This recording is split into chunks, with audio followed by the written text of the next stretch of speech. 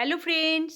তো আজকে আমি আবার বোগনভিলিয়া নিয়ে আপনাদেরকে কিছু পরিচর্যা, কিছু গুরুত্বপূর্ণ টিপস দেবো। দেখুন আস্তে, আস্তে বোগনভিলিয়া গাছগুলো সমস্ত গাছের ফুল ফোটা শুরু হয়ে গেছে। তো আমরা তো অনেক রকমের খাবার দিয়েছি। আর বোগনভিলিয়া গাছের জন্য যে পরিমাণ রোদের দরকার সেটা কিন্তু আমার বাড়িতে আছে। মানে প্রচুর পরিমাণে রোদ আমার বাগানে রয়েছে। তাই জন্য কিন্তু বোগনভিলিয়া গাছগুলো ঠিক টাইমে, টাইমে কিন্তু ফুল দিয়ে দেয়। আর এগুলো কিন্তু নরমাল দেশি ভ্যারাইটির বোগনভিলিয়া, এগুলো কোনো আলাদা কিছু নয়। তাই জন্য কিন্তু এই ফুলগুলোতে আমরা যতটা ফুল পাওয়ার ঠিক ততটা থেকে বেশি পরিমাণেই ফুলটা পেয়ে থাকি। আর এখন তো নানা ধরনের বোগনভিলিয়া গাছ বেরিয়ে গেছে। দেখুন নানা রকমের আইডিতে। আর এই সমস্ত ওই সমস্ত বোগনভিলিয়াগুলো কিন্তু সারা বছর ফুল দেয়।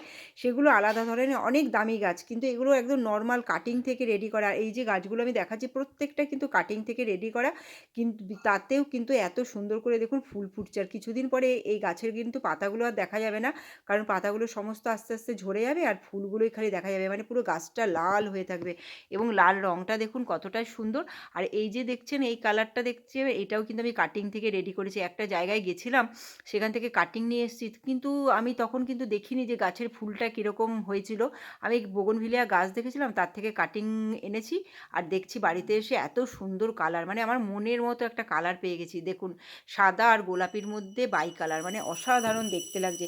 আর ভীষণ বড় বড়। আর এই যে ফুলটা দেখাচ্ছি, এই ফুলটাও কিন্তু সবে সবে ফুটছে। এটা কাটিং থেকে রেডি করেছি। আর পুরো থোকা থোকা ফুল হয়। এগুলো আমাকে কিনতে হয়নি, একটাও কিনতে হয়নি। সমস্তই এই যে ৩টে গাছ দেখালাম, ৩টেই কিন্তু কাটিং থেকে রেডি করেছি। তাই আপনারা যতটা পারবেন বর্ষাকালে কাটিং বসাবেন। তবে এই যে শুভ্রা বোগনভিলিয়া, যেটা সাদা রঙের বড় গাছটা, এটা কিন্তু আমি নার্সারি থেকে কিনে এনেছিলাম। এবং সত্যিই তাই, আমার সেই ফেমাস নার্সারি, ওইখানে নার্সারি থেকে আনার পরে এই গাছটা আমাকে কোনোদিনও নিরাশ করেনি। বছরে যে কতবার ফুল দেয় তার ঠিক নেই।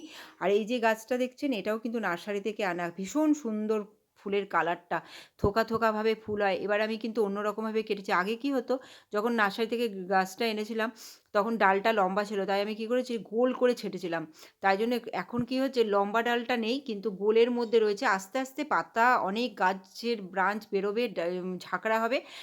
নেক্সট ইয়ারে কিন্তু আপনারা এই ফুলের গাছটার সৌন্দর্যটা দেখতে পাবেন। আর এই যে ফুল গাছটা দেখতে পাচ্ছেন, এটাও কিন্তু ৩টে কালার হয় একটা ফুল গাছের মধ্যে। দেখুন অরেঞ্জ, পিঙ্ক আর হচ্ছে রানি কালারের মধ্যে। দেখুন কি সুন্দর। আর এই গাছটাও দেখুন আমি সুন্দর করে ছেঁটেছি বলে এখন কি সুন্দর গোলের মধ্যে হয়ে আছে আর পুরো গাছ ভরে ফুল আছে। ঠিক এইভাবেই কিন্তু আপনাকে এই বছর রেডি করতে হবে। পরে নেক্সট ইয়ার আপনি কিন্তু এর রেজাল্টটা পেয়ে যাবেন। কিন্তু ফুল পেয়ে যাবেন। কিন্তু শেপটা আপনাকে ঠিকঠাকভাবে করতে হবে। তবে আপনি ভালো করে একটা বোগনভিলিয়া গাছ পাবেন। আর আমার কাছে তো বিশেষ কোনো বড় টব নেই। নাহলে বোগনভিলিয়া গাছগুলো আরও বড় হতো। ছোট, ছোট টবের মধ্যেই বসিয়েছি। আর দেখুন এই যে শুভ্রা বোগনভিলিয়া, এটা কিন্তু বড় টবের মধ্যে বসিয়েছি। তাই জন্য খুব সুন্দর একটা বড় গাছে রেডি হচ্ছে। আর অসাধারণ দেখতে লাগে এই গাছটাকে। আমি তো অনেক ভিডিও ছাড়ি, একদম পাতা কিচ্ছু থাকে না, খালি ফুল থাকে। এটা প্রথম ফুল ফোটা শুরু হলো। আর এই যে ফুলগুলো দেখছেন আপনাদের সামনে থেকে দেখাচ্ছি, দেখুন যেই ফুলগুলো ফুটেছে এই ফুলের সাইজগুলো তো বড় বড়। আর যেগুলো ফোটেনি সেগুলো দেখুন ওই যে সবুজ সবুজ দেখা যাচ্ছে, ওগুলো সমস্ত ফুলের কড়ি, মানে এখন এখন ছোট্ট আছে। এগুলো যখন পুরো ফুটবে পুরো সাদা হয়ে যাবে। আর এর মাটিটা দেখুন, আমি যে মাটিগুলো সবসময় বলি বোগনভিলিয়ার মাটি পুরো ঝুরঝুরে করে রেডি রাখতে হবে।